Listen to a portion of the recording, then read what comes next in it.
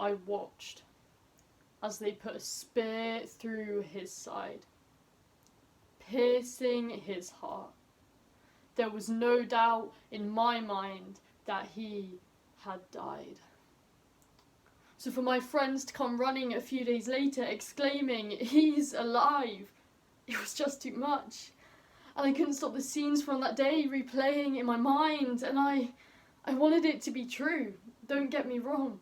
After all, what else would I cling to if not this guy who I've been following around for a generous portion of my life? I'd watched him perform miracles, wonders and signs, but that was whilst he was living and breathing.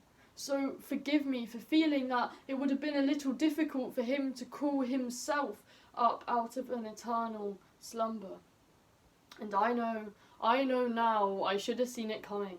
Obviously, he told us so many ways, and there were prophecies, but I can assure you that from underneath the rubble left by grief, the last thing I thought to do was to whip out the scrolls to see what had been said several hundred years ago.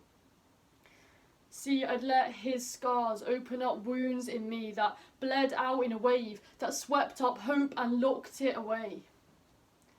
And even as we were sitting there in that locked room, as he appeared, "Peace be with you."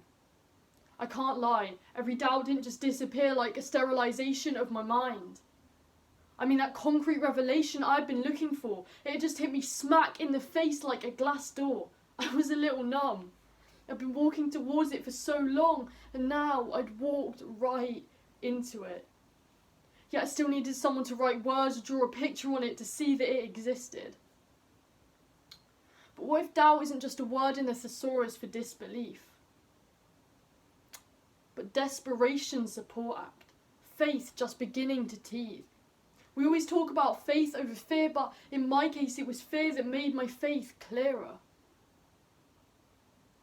I was so scared that I'd been wasting my time, that I'd been fixing my eyes on something false or some form of fantasy. Of course, classic human worried for myself, but he knew that and he looked directly at me.